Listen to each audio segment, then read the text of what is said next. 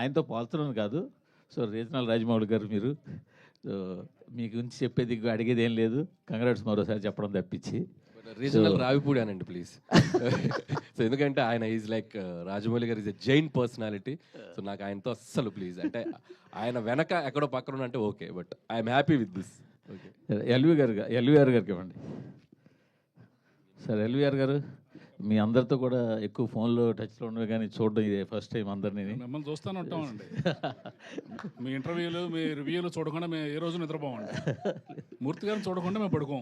లేదు కానీ అంటే మీరు ఇందాక స్పీచ్లో మాట అన్నారు, చాలా కాలం ఏంది డిస్ట్రిబ్యూటర్లు 20% కమిషన్ తిని అని చెప్పి. కరెక్టేనండి.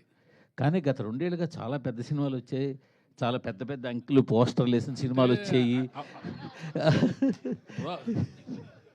కూర్చో కూర్చో సరే, పోస్టర్లు వేస్తున్నారు, మీరు పంపిణీ చేశారా వేరే వాళ్ళు పంపిణీ చేశారా అని పక్కన పెడితే, గత 2 ఏళ్ళుగా పెద్ద పెద్ద పోస్టర్లు వేసిన సినిమాలు వచ్చాయి, కొంతమంది డిస్ట్రిబ్యూటర్లు ఫారిన్ తీసుకెళ్ళిన సినిమాలు వచ్చాయి హిట్ అని చెప్పి. మరి కమిషన్లు తినకుండా మరి ఇవన్నీ ఏంటంటారు? దౌర్భాగ్యం అదేనండి. మేము బయటకు మాట్లాడకూడదు, మాట్లాడితే విరోధం. మేము డబ్బు పోగొట్టుకున్నామని చెప్పుకోలేని పరిస్థితి. అదేండి వాస్తవం చెప్పాలంటే. మీరు అడిగారు కాబట్టి చెప్తున్నా. అదే లేకపోతే మేము నిజం చెప్పామనుకోండి, మాకు నెక్స్ట్ పిక్చర్ ఎవరు నష్టపోయి నెక్స్ట్ పిక్చర్ పోగొట్టుకున్నాడు అవుతాం. మీకు తెలుసు ఆ విషయం. సో అందుకని డబ్బులు పోయినా నవ్వుతూ ఉండాలి. డిస్ట్రిబ్యూటర్ పరిస్థితి అలాగే ఉంది. వాళ్ళ రాజుగారు అన్నారు చూడండి, జిల్లాకు ఒకళ్ళు 2 మిగిలారని. ఆ 2 కూడా మిగలకుండా పోతారు ఇక. ఓకే సరే, ఇంకొక క్వశ్చన్. ఇందాక హరి గారు మీ అందరి తరఫున మిమ్మల్ని అడుగుతాను. మీ సీనియర్ డిస్ట్రిబ్యూటర్ మీరు వీళ్ళందరిలో కూడా బాగా సీనియర్ డిస్ట్రిబ్యూటర్ కాబట్టి, ఇటీవల కాలంలో ఇంకొక ట్రెండ్ కూడా స్టార్ట్ అయింది. ఒకప్పుడు మేము హరి గారికో లేకపోతే మీకో ఇంకో ఎవరికైనా ఫోన్ చేస్తే ఎంత చేసిందంటే టక్మని చెప్పేసే పని ఉండేది. గత 2 సంవత్సరాలుగా చెప్పడాన్ని కూడా మీకు తాళం వేసి నెంబర్లు చెప్పకుండా అలాంటి పరిస్థితి స్టార్ట్ అయింది ఇండస్ట్రీలో. అవునంటారు కాదండి? డెఫినెట్గానండి. ట్రెండ్ స్టార్ట్ అయింది అనేది మీకు తెలుసు కదా, మరి మీరందరూ ఏం చేస్తున్నారు? చెప్తున్నా, అదే అడుగుతున్నా. నేను అడుగుతున్నాను ఒక ప్రొడ్యూసర్గా. అవును, ప్రొడ్యూసర్గా ట్రెండ్ స్టార్ట్ అయింది, అన్నీ ఏకుతారు కదా. ఆఫీస్లో ఇది జరుగుతుంది, ఆఫీస్లో వాళ్ళని తీసేశారు, ఆఫీస్లో భోజనాలు మానేశారు, ఇవన్నీ రాస్తారుగా. మరి ఇది జరుగుతుంది అన్నప్పుడు మీరేం చేస్తున్నారు? జర్నలిజం అంటే క్వశ్చన్ అది మీరు చెయ్యాలి, వాళ్ళని అడగడం కాదు. మేమందరికి మాకు వీక్నెస్ ఉందండి, మా అందరికి మా వీక్నెస్ ఉంది.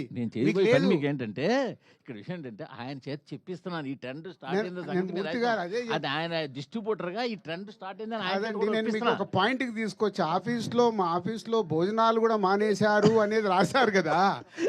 సో ఇంత ఇన్ఫర్మేషన్ ఉన్న మీకు ఇవిటి గురించి ఇన్ఫర్మేషన్ ఉంది కదా. జర్నలిజం దాంట్లో నుంచి మీరు రాయాలి. మార్పు మీ దగ్గర రావాలి. ఏమండి, మార్పు మీ దగ్గర నుంచి వచ్చినప్పుడే. స్వామి ఒకసారి ఆయనకి ఇవ్వండి, ముందు రాజుగారు మీరు క్వశ్చన్ చేయమని మీరే చెప్తారు. క్వశ్చన్ చేస్తే వాళ్ళ పక్కన పెట్టి ఇంటర్వ్యూలు ఇవ్వట్లేదంట కదండి. ఏది మూవీ ఇంటర్వ్యూస్ కానీ ఇవన్నీ క్వశ్చనింగ్ ఎక్కువ ఎవరు చేస్తే వాళ్ళకే ఇవ్వట్లేదంట కదండి. అట్లేం లేదే, ఎవరన్నారు? చెప్తా తర్వాత మాట్లాడదాం. అంటే నేను విషయం ఏంటంటే సార్, గత 2 సంవత్సరాలుగా పెద్ద సినిమాలకి ముందే డిస్ట్రిబ్యూటర్లు ఫోన్ చేసి నెంబర్లు చెప్పకండి, నెంబర్లు మాకు పంపండి, మేము రిలీజ్ చేస్తాము అనే ఒక ట్రెండ్ స్టార్ట్ చేశారు.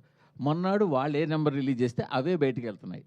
ఇప్పుడు ఆయన చెప్పినట్టు బాధపడినా కూడా బయటికి నవ్వాల్సి వస్తుంది. ఈ ట్రెండ్ స్టార్ట్ అయిందని మాకు తెలిసి మేము ఐటమ్ లేదు, బట్ డిస్ట్రిబ్యూటర్లతో చెప్పిద్దాం నేను అడుగుతున్నా. ఆయన ఏమండి, ఇప్పుడు మేము అబద్ధం ఆడినా, ప్రొడ్యూసర్లు అబద్ధం ఆడినా, మీరు అబద్ధం ఆడినా జనం నమ్మట్లేదండి. అది మాత్రం వాస్తవం. మనం ఏ పోస్టర్ వేసినా నవ్వుకుంటున్నారు వాళ్ళు. ఇది మీరు మేము ఆడక్కల్లా, జనం మాట్లాడుకుంటున్నారు, వాళ్ళు నవ్వుతున్నారు. అది ఎల్వీఆర్ గారు చాలా ఓపెన్ గా మాట్లాడతారు. గ్రాటిట్యూడ్ మీట్ కాస్త ఇప్పుడు చూడండి, దీని తర్వాత మొత్తం ఫ్యాన్స్ అందరు కలిసి ఈయన ఫోటో పెట్టి మొత్తం ఈ రోజు సాయంత్రం వరకు చెడు కూడా ఆడేస్తారు. ఓకే, అంటే మూర్తి గారు, మనకు మీకు తెలుసు, మాకు తెలుసు, అందరికి తెలుసు. సో ఏదన్నా మార్పు రావాలంటే దయచేసి నా రిక్వెస్ట్ మీడియా మిత్రులకి, ఆఫీసులలో అవి ఇవి జరుగుతున్నాయని రాయకండి. ఎందుకంటే అది మా ప్రొఫెషన్. ఏమి చేయాలి ఏం చేయకూడదని ఒక ప్రొడక్షన్ హౌస్కు ఉండే డెసిషన్ అది. సినిమాకు సంబంధించి నిజాయితీగా మీరు ఎలాంటిది అలా ఉన్నప్పుడు మీరు ఏకండి, మీరు ఏకితే కరెక్షన్ మా అవుతుంది కదా. మీకే క్వశ్చన్, సంక్రాంతికి 2 సినిమాలు రిలీజ్ చేశారు. సరే 2 సినిమాలకి ఒక సినిమాకి ఒక పోస్టర్ వేశారు, 2 సినిమాలు చాలా పోస్టర్లు వేశారు. మొదటి సినిమా పోస్టర్ మీ ప్రొడక్షన్ హౌస్ నుంచి వచ్చిందా, మీరు వేసిందా, వేరేగా వేసిందా? అది మీకేం తెలుసు? మాకు తెలియదు కూడా నేను ఆల్రెడీ చెప్పాను కదా, మాకు వీక్నెస్ ఉంటాయి, మేము మాట్లాడలేము. మీకేం తెలుసు సార్? నేను మిమ్మల్ని అడుగుతాను సార్. నేను అదే మిమ్మల్ని అడుగుతున్నాను సార్. మీరు వేసిన పోస్టర్ మాకేలా తెలుసు? మా సార్ వీక్నెస్ ఉంటుందని నేను కమిట్ అవుతున్నాను కదా. మీకు తెలియదా? మీ వీక్నెస్ తో వేసిన పోస్టర్ అంటారు. మీకు తెలియదా? మీరు వీక్నెస్ తో వేసిన పోస్టర్ ప్రతి అంటారు. సెంటర్ లో ఏం కలెక్షన్స్ ఉన్నాయనేది మీ దగ్గర లేవా? ఫస్ట్ మీ హరి చెప్తున్నా, అందరికంటే ముందు మీ దగ్గరే ఉంటాయంట. సో మీరే క్యాల్కులేట్ చేసి వేయండి నెక్స్ట్ నుంచి పోస్టర్ ప్రతి సినిమాది. బెటర్, ప్రాబ్లం సాల్వ్ అయిపోద్ది. సార్, సంక్రాంతికి వస్తున్నాం అనే సినిమా అనిల్ రావుపూడి గారికి 8వ హిట్ ఇచ్చింది కాబట్టి అది పెద్ద గొప్ప విషయం కాదు. వెంకటేష్ గారిని సీనియర్ హీరోస్లో ఇప్పుడు టాప్లో నిలబెట్టింది, అది పెద్ద గొప్ప విషయం కాదు. ఏంటి గొప్ప విషయం అంటే దిల్ రాజు గారిని నిలబెట్టింది ఆ సినిమా. చాలామంది ఇందాక మన శిరీష్ గారు అన్నట్టు ఏంటంటే చాలామంది దిల్ రాజు గారు పడిపోతారేమో ఈ సినిమాతో అని అనుకున్నారు. బట్ ఏంటంటే సంక్రాంతికి వస్తున్నాం అనే సినిమా ఆయన నిలబడడానికి స్ట్రెంత్ ఇచ్చింది. మళ్ళీ ఇంకా సినిమాలు తీయడానికి, ఇంకో 10 సంవత్సరాల సినిమాలు తీయడానికి అనేది కాన్ఫిడెన్స్ ఇచ్చింది. చాలామంది ఏంటంటే ఈ ప్రొడక్షన్ హౌస్లు బాగా ఎక్కువ సినిమాలు తీసే ప్రొడక్షన్ హౌస్లు అంతకంతకే తగ్గిపోతున్నాయి. దిల్ రాజు గారు అలాంటి దిల్ రాజు గారు నిలబడ్డారంటే కంటిన్యూస్గా సినిమాలు తీస్తారు, ఇండస్ట్రీ అలా రన్ అవుతూ ఉంటుంది. అందుకు సంక్రాంతికి వస్తున్నాం అనే సినిమా గొప్ప సినిమా. థ్యాంక్ యూ అండి, థ్యాంక్ యూ. అది నిజమండి. అంటే ప్రతి సినిమా ద్వారా ఒక మినిమం 500 మంది ఎవ్రీ డే బ్రతుకుతారు. సో మేము ఎన్ని ఎక్కువ ప్రొడక్షన్ చేయగలిగితే అంతమందికి భోజనం దొరుకుతుంది. ఈ లాజిక్ చాలామంది మర్చిపోతారు. సో ఇవాళ మనకు 150 సినిమాలు తెలుగు ఫిలిం ఇండస్ట్రీలో మన ఇన్కమ్ ట్యాక్స్లతో జరిగిన కాన్వర్సేషన్ చెప్తాను. వాళ్ళు అడిగాడు ఆయన, ఎందుకు ఇన్ని సినిమాలు వస్తాయి మరి ఎందుకు మీరు ఇన్ని ఫ్లాపులు అని చెప్తుంటారంటే 90% ఫ్లాపులు సార్ అని లాస్ట్ ఇయర్ది షీట్ ఇచ్చా. ఎందుకో లాస్ట్ ఇయర్ది నేను తెప్పించా 2024 షీట్. ఆయనకి ఇస్తే వాళ్ళు ఆశ్చర్యపోయారు, మరి ఎందుకు తీస్తున్నారు ఈ సినిమాలు? ఒక్కొక్కరిది ఒక్కొక్క అంబిషన్ సార్. సినిమాలు జరుగుతూనే ఉంటాయి, మాకు అలా కాదు. సక్సెస్ సినిమా తీయడానికి ఎంత కష్టపడాలనేది మాకు తెలుసు. దానికోసమే ప్రయత్నం చేస్తాం. దాంట్లో కొన్ని సక్సెస్లు వస్తాయి, అప్పుడప్పుడు క్యాచ్ అవుతాం. రాజుగారితో ఒక 1 year బ్యాక్ ఒక ఇంటర్వ్యూ చేశాను నేను. ప్రొడ్యూసర్స్ అందరినీ కూర్చోబెట్టి అడిగితే సేమ్ ఇదే క్వశ్చన్ అడిగా. అంతకంతకి ఒకప్పుడు ఎంతమంది డిస్ట్రిబ్యూటర్లు ఉండేవారు, ఇప్పుడు 10-15 మందికి వచ్చేసారంటే ఆయన బ్లంట్గా ఒక మాట అన్నారు. ఏంటంటే నెక్స్ట్ 2-3 ఏళ్ళలో వీళ్ళు కూడా ఉండరు, మనం బాలీవుడ్లో లాగా అవుట్ రైట్ రిలీజ్ చేసుకోవాల్సిందే, మనమే కార్పొరేట్ లాగా మల్టీప్లెక్స్లతోనే అయ్యింది టైఅప్ అయ్యి. అలాంటి స్టేజ్ నుంచి ఇక్కడ ఎంతమందిని స్టేజ్ ఎక్కించారు. సో ఈ సినిమా అచీవ్మెంట్లో అదొకటి. యా, అది ఇందాక అన్నాను కదండి. అంటే ఏరియాల వారిగా డిస్ట్రిబ్యూటర్లు చాలామంది ఉండేవాళ్ళు మెల్లిగా కనుమరుగవుతూ కొందరే, అంటే వీళ్ళు కూడా ప్యాషన్తోనే, వీళ్ళకు కూడా ప్యాషన్ పోయిన రోజు వీళ్ళు మానేస్తారు. వీళ్ళ ఫ్యామిలీస్ ఆల్రెడీ వెనకకు లాగుతూనే ఉన్నారు, మీకు ఇంత స్ట్రెస్ అవసరమా, ఆపేసేయండి అని. ఎందుకంటే డిస్ట్రిబ్యూటర్కి సక్సెస్ వచ్చేది చాలా తక్కువ పర్సెంటేజ్లోనే సక్సెస్ వస్తుంది. దాంట్లో కూడా నిలబడడం అంటే ఇట్స్ నాట్ ఏ జాబ్. రాజు గారు ఇంతకుముందు అంటే కోవిడ్కి ముందు పెద్ద హీరోల సినిమాలు ప్రతి నెల ఒక రెండు ఫిల్మ్స్ వచ్చేవి, మీడియం రేంజ్ 2-3 ఫిల్మ్స్ వచ్చాయి. సో సక్సెస్ రేటు చాలా ఎక్కువ ఉండేది, ఎందుకంటే ఎక్కువ నెంబర్ ఆఫ్ సినిమాస్ వస్తాయి, గ్యారంటీ ఎక్కువ ఉంటుంది పెద్ద హీరోలు కానీ మీడియం రేంజ్ హీరోలు కానీ చేస్తే. ఇప్పుడు చూస్తే జనవరిలో 3 సినిమాలు వచ్చినాయి, ఫిబ్రవరిలో 1-2 ఉన్నాయి రీజనబుల్ ఫిల్మ్స్. ఇట్లా ఒకప్పుడు 5-6 హిట్ వచ్చే పొటెన్షియల్ ఉన్న సినిమా ఉంటే ఇంతకుముందు, ఇప్పుడు హిట్ వచ్చే పొటెన్షియల్ సినిమా 1-2 ఉంటున్నాయి ఎవ్రీ మంత్. అంటే ఇంత తగ్గటానికి కారణం ఏంటి? అండ్ ఫ్యూచర్లో ఎక్కువ సినిమాలు తీసి పెద్ద హీరోలు మీడియం రేంజ్ హీరోలు ఎక్కువ సినిమాలు తీస్తే తప్పితే ఇండస్ట్రీ వోంట్ సర్వైవ్. మీరు దీని కరెక్షన్కి ఏదన్నా చేస్తున్నారు? అంటే యాక్చువల్ అండి, అది ఇప్పుడు నంబర్స్ పెరిగిపోయాయండి. ఇప్పుడు స్టార్ సినిమాలు ఏమైందంటే 400 crores 500 crores బడ్జెట్కి వెళ్ళిపోవడం వల్ల వాళ్ళు ఆ ఒక్క సినిమా మీదే ఫోకస్ చేస్తున్నారు. అంటే ఆ సినిమా ఆడలేదనుకో చాలా డ్యామేజ్ జరుగుద్ది. కాబట్టి మనకు స్టార్ సినిమాలు మనం ఇప్పుడు చూసుకుంటే ఉన్న టాప్ స్టార్స్ అందరూ 2 yearsకి ఒక ఫిలిం వస్తుంది. సో అది కరెక్షన్ మళ్ళీ ఇంతకుముందు కోవిడ్ ముందు కానీ జరిగింది. ఇప్పుడు Prabhas continuous doing 3 films, Bunny wants do in a year 2 films. ఇట్లా వాళ్ళు స్టార్ట్ అవుతున్నారు. స్టార్ట్ అయ్యి కరెక్ట్ అవుతే మళ్ళీ 26-27 నుంచి డెఫినెట్గా ప్రతి హీరో సినిమా ఒకటి రిలీజ్ అవ్వాలి. అయినప్పుడు ఆటోమేటిక్ స్టార్ సినిమా ఒకటి, మిడ్ రేంజ్ హీరోల సినిమాలు 2 ఫిలిమ్స్ ఇలా వచ్చినప్పుడు ఆటోమేటిక్ సక్సెస్ పర్సంటేజ్ పెరిగే అవకాశం ఉంటుంది. అది ఒకటే సొల్యూషన్. హరిగారు సంక్రాంతికి రిలీజ్గా అవ్వగానే రాజు గారి ఐటీ జరిగింది. ఇప్పుడు మీరు డిస్ట్రిబ్యూటర్ గాడి మీట్ పెట్టారు. దీని తర్వాత మీ అందరి డిస్ట్రిబ్యూటర్ మీద ఐటీ రైట్స్ జరిగే అవకాశం ఉందనుకుంటున్నాను. డిస్ట్రిబ్యూటర్స్ దగ్గరికి నెంబర్లు చెప్పారు కదా మొత్తం. అదే డిస్ట్రిబ్యూటర్స్ దగ్గరికి వస్తే అదే డిస్ట్రిబ్యూషన్ అనేది ఒకప్పుడు ఎలా ఉన్నదో తెలియదు కదండి. జిఎస్టీ వచ్చాక ఐటీ వాళ్ళకంటే వైట్కి ఎక్కువ ఇంట్రెస్ట్ మేము చూపిస్తున్నాం. ఎందుకంటే మాకు 18% సినిమా రిలీజ్ తర్వాత రికవరీ ఉంటుంది. అంటే మేము పంపించే ప్రతి రూపాయికి, ప్రతి 1 lakhకి 18,000 ఇన్వాయిస్ వస్తుంది మాకు, జిఎస్టీ ఇన్వాయిస్. అందుకని మేము క్యాష్ని తీసుకెళ్ళి బ్యాంకులో డిపాజిట్ చేసి అయినా ట్రాన్స్ఫర్ చేస్తాం, కానీ క్యాష్ ఇచ్చే రోజులు పోయినాయి. ఎందుకు అంటే అది మా సేఫ్టీ. ఒక సినిమా పాత రోజుల్లో ఒక సినిమా రిలీజ్ అయిపోయి ఏదన్నా తేడా వస్తే మాకు ఇంకేం రాదండి, అంతటితో ఆగిపోయేవాళ్ళం. అంటే రూపాయి కూడా రొటేషన్ కూడా ఉండేది కదా.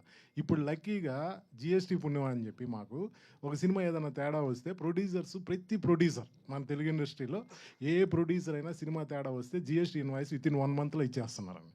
ఇచ్చినప్పుడు మాకు 18% ఇన్వాయిస్ రూపంలో డబ్బులు వస్తుంది. ఆ ఇన్వాయిస్లు మేము థియేటర్స్కి ఇస్తే వాళ్ళు మాకు క్యాష్ ఇస్తారు.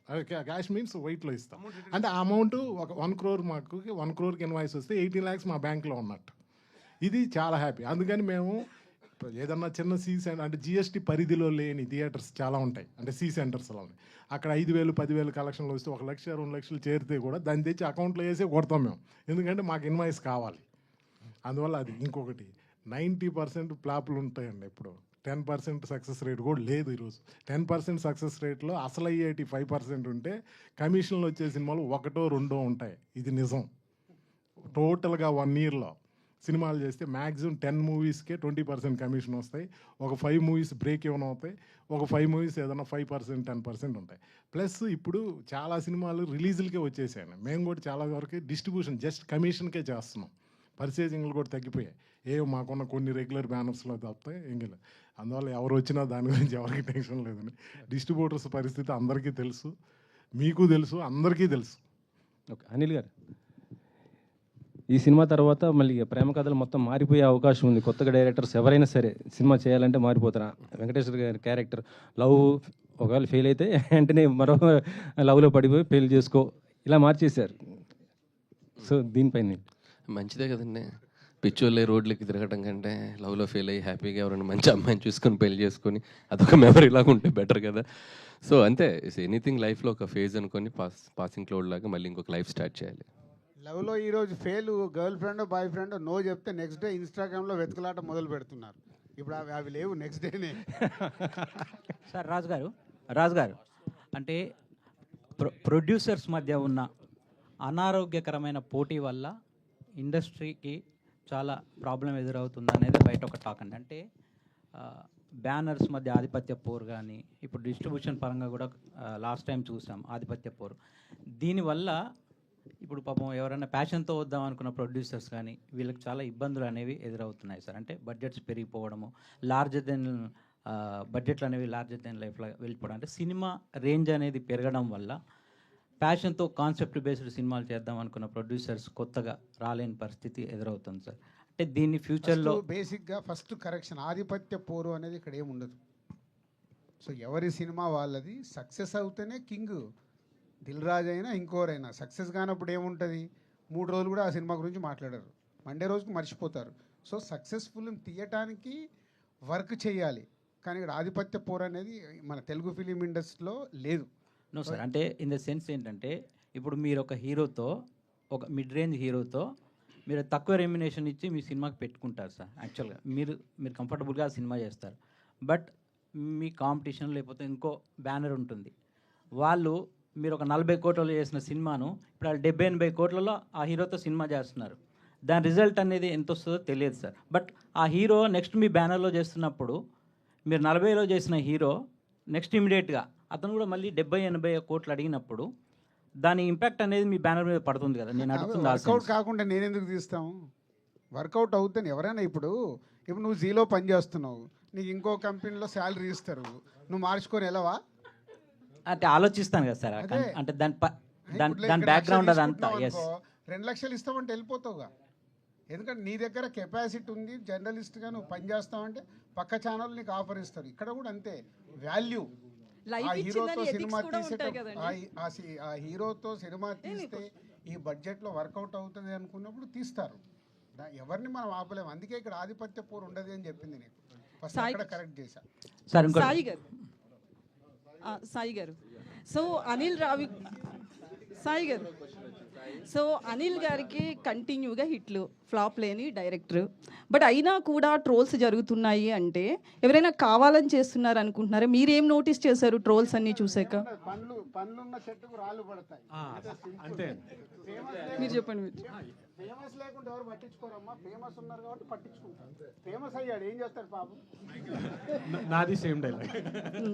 సో అనిల్ గారు, సో నేను ముందే చెప్తున్నాను ఇది కాంట్రవర్సీ క్వశ్చనే, మా జర్నలిస్టులకు సంబంధించింది. అయితే ఒక మూవీ ప్రమోషన్స్లో మీడియా పాత్ర కూడా ఉంటుంది, కానీ ఆ మీడియాలో 4-5 తలకాయలనే మీరు ఎందుకు చూస్తున్నారు, మిగతా వాళ్ళని ఎవరు పట్టించుకోవట్లేదు అనేది కొంతమంది ఆరోపణ. ఇప్పుడు మీరు స్టేజ్ మీద మాట్లాడుతూ కూడా 4-5 చెప్పారు. సో ప్రమోషన్స్లో 4-5 చాలా మీకు కరెక్ట్గా ప్రశ్న మామూలుగా సంధించలేదు. నేను దీని తరపున మీకు చెప్పాల్సింది ఏంటంటే, నాకు 4-5 వారంలో అప్పుడప్పుడు నాతో ఫోన్లు చేసి పర్సనల్గా మీరు శాటిలైట్ ఛానల్స్ వదిలేస్తున్నారు, పెద్ద పెద్ద పేపర్స్ వదిలేస్తున్నారు. అన్ని చెప్పానమ్మా, మీడియా అంటే అన్ని కదా. కానీ నేమ్స్ చెప్పారు కదా. నేమ్స్ అంటే నాకు ప్రతి ఒక్కరి పేర్లు ఎక్కడ చెప్పమంటారు? ఇప్పుడు ఈనాడులో పనిచేసే 4 చెప్పకూడదు ఏమండి, వాళ్ళు నాతో రోజు టచ్ లో ఉంటారు. అప్పుడప్పుడు మీరు తిన్నారా, మీరు బాగున్నారా, మీరు ఎప్పుడన్నా బాధపడుతుంటే ఎప్పుడన్నా నాకు ఫోన్ చేసి పలకరించారా, నాకు మొన్న జ్వరం వచ్చింది, నాకు మొన్న చెప్పేది వినండి. మొన్న నాకు ఆ మధ్య ఫీవర్ వస్తే మూర్తి గారు బాగున్నారండి, హెల్త్ అలా ఉందని అడిగారు. మీరు అడిగారు ఫేస్ టు ఫేస్ అడిగారండి. ఏమయ్యా ఆధిపత్య పోరు ఇక్కడ కూడా ఉంది. అసలు ఆధిపత్య పోరు ఇక్కడ ఉంది రమేష్ గారు, ఇక్కడ కాదు. టు బీ హానెస్ట్ అందరు, నేను అందుకే పేర్లు నాకు కొన్ని స్ట్రైక్ అవుతాయి. కొన్ని మీ పేరు లక్ష్మి నాకు గుర్తుంది, ఇందాక ఫ్లోలో మిస్ అయ్యాను. లక్ష్మి గారు చాలా థ్యాంక్ యూ, చాలా థ్యాంక్ యూ. రాజు గారు మీరు గతంలో ఒక సినిమా స్టార్ట్ చేశారు వి వినాయక్ గారు హీరోగా, అది ఎందుకో కారణాల వల్ల అవ్వలేదు. కానీ మా కోరిక ఏంటంటే అనిల్ గారు హీరోగా ఒక సినిమా చేస్తే బాగుంటుంది. డెఫినెట్గా అనిల్ యాక్టర్ అవుతాడు. ఎలాంటి యాక్టర్ అవుతాడో తెలియదు, కానీ ఫస్ట్ లాంచ్ చేసేది ఎస్విసిలోనే. అది అగ్రిమెంట్ ఉంది, అది ఆయన యాక్టింగ్ చేస్తే ఎస్విసిలోనే. రాజుగారు, సినిమా నిర్మాతలు ఓన్లీ నిర్మాణ బాధ్యతలు మొత్తం ఫండింగ్ అంతా తను భారం మోయకుండా డైరెక్టర్ని అలాగే మెయిన్ లీడ్ ఎవరైతే ఉన్నారో ఎక్కువ రెమ్యూనరేషన్ తీసుకునే వాళ్ళను కూడా ప్రొడ్యూసర్స్గా వాళ్ళను కూడా భాగస్వాములను చేస్తే నిర్మాతలకి భారం తగ్గుద్ది. నిర్మాతలు రెడీగా ఉంటారండి అలా చేసుకుంటే, నిర్మాతకు గోల్డెన్ ఆపర్చునిటీ అది. బట్ అది అంటే సిస్టమ్ అందరది సెట్ అయినప్పుడే చేయగలుగుతారు. బట్ అది ఇప్పుడు బాలీవుడ్లో ఉంది, స్టార్ట్ చేయకూడదు. మెల్లిగా ఇక్కడ స్టార్ట్ అయింది. ఇప్పుడు మొన్న నాకు తెలిసి పుష్ప 2 అలాగే చేశారనుకుంటాను. సో మెల్లిగా స్టార్ట్ అవుతుంది. అది అయినప్పుడు డెఫినెట్గా ప్రొడక్షన్ హౌస్కి అడ్వాంటేజ్, అది బరువు తగ్గుతుంది. సో అవ్వాలని కోరుకుంటున్నాను నేను కూడా. అలాగే నిర్మాణ బాధ్యతల్లో అలాగే స్క్రిప్ట్లో కానీ అన్నిట్లో కూడా ఒక నిర్మాతగా మీరు ఇన్వాల్వ్ అవుతుంటారు. అలాగే నిర్మాతలు హీరోలు ఇన్వాల్వ్ అయిన సినిమాలు చాలా వరకు కూడా దెబ్బతిన్న సంఘటనలు కూడా మనం చూసాం. ఏది కరెక్ట్ అంటారు? నన్ను కూడా చాలా మంది తిట్టుకుంటారు అనుకుంటావు అని, రాజుగారని ఇట్లా గెలుపుతారు ఇరుకుతారు అని. సో సినిమా అనేది విజన్, జడ్జిమెంట్, అది వేవ్ లెంత్లో ఉన్నప్పుడు. ఇందాక నేను అనిల్ గురించి చెప్పాను, 6 సినిమాలు తీసాం. మా మధ్యలో నాకు తెలిసి ఈ రోజు వరకు ఎప్పుడు ఆర్గ్యుమెంట్ అనేది కూడా జరగల. అసలు క్రియేటివ్ డిఫరెన్స్ లేదు, ఫైనాన్షియల్ డిఫరెన్స్ అసలు లేదనుకోండి. సో అది ఉన్నప్పుడు ఏమవుతుందంటే ఆ వేవ్ లెంత్ కరెక్ట్గా ఉండి ఇద్దరు ఒకటేలాగా ఆలోచించినప్పుడు రిజల్ట్ వస్తుంది. లేకుంటే ఏమవుతుందంటే రిజల్ట్ రాలేదనుకో, ఒకరి మీద ఒకరు వేసేసుకుంటారు. నేను ఇది చెప్పాను చేయలేదు, నేను ఇలా చేయమన్నాను చేయలేదు, అలా బ్లేమింగ్స్కి వెళ్తాయి. సో అందుకే చాలామంది క్వైట్గానే ఉంటారు.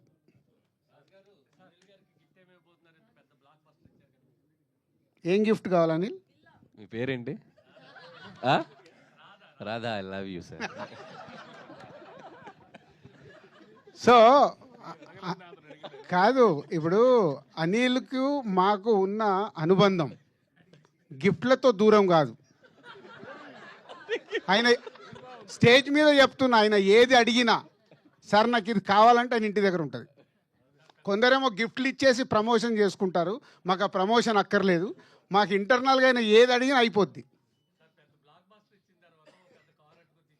కార్ ఏముంది అదే కార్ ఆల్రెడీ ఇచ్చారు, అది వద్దులే. మన లాస్ట్ సినిమా కార్ ఇచ్చారు, ఏదైనా వేరేది అడుగు.